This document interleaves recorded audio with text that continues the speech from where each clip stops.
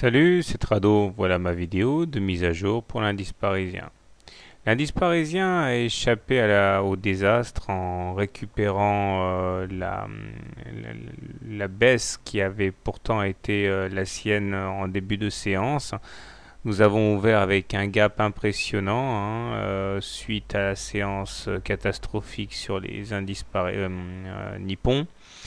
Et nous avons finalement réussi à rattraper le chemin perdu, ce qui donne une belle bougie verte de type Marubozu, somme toute quand même un petit peu faible en amplitude, mais quand même c'est l'esprit.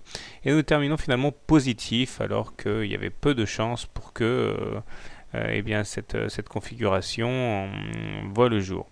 Il demeure que l'essentiel est préservé pour les baissiers, puisque en zoomant un petit peu, on voit qu'une fois de plus, la moyenne mobile à cette séance est préservée.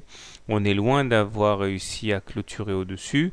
Demain, il y aura sans doute un nouveau test de cette moyenne mobile à cette séance qui va se rapprocher encore des cours. Et le vrai challenge, comme d'habitude, est de clôturer au-dessus de la M7 pour les haussiers. Parce que là, par exemple, sur la bougie du 30 août, il y a bien eu une partie de la séance au-dessus de la M7, mais on n'a pas réussi à tenir la position. Et ça fait 3 jours que l'on essaye de passer au-dessus, mais qu'on échoue. Donc demain, test important.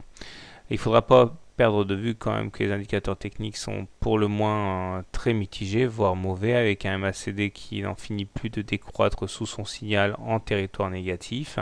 Le momentum croît aujourd'hui, mais il reste sous la ligne des zéros. Seul le stochastique finalement s'affranchit de manière assez convaincante de son signal et de la zone de survente, puisqu'il est maintenant supérieur à 20. Les haussiers tenteront de capitaliser sur ce redressement technique. Sinon, la médiane de la fourchette d'Andrews ici a rempli son rôle, puisqu'elle a freiné les cours vendredi. Il faudrait réussir à s'en affranchir demain pour les haussiers pour espérer revisiter la partie haute de la fourchette d'Andrews. Quoi d'autre? Pas grand chose. Comment trader l'indice parisien demain mercredi? Si vous êtes baissier, vous avez un excellent point d'entrée ici, sur cette zone qui correspond à la M7, la médiane de la fourchette d'Andrews, le niveau des 23,6% de retracement de Fibonacci. L'idée est de shorter sur ces niveaux. Pour objectif, un retour sur les plus bas 3418. Stop loss devant être mis en cas de clôture au-dessus de la M7.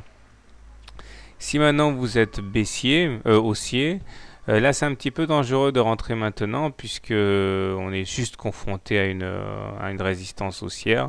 Si vous voulez vraiment rentrer long, soit vous attendez une clôture au-dessus de la M7, soit vous attendez, enfin c'est du moins ce que je ferais, soit vous faites vous faites le gros dos en attendant de voir comment on réagit en cas de retour sur le support à 3418.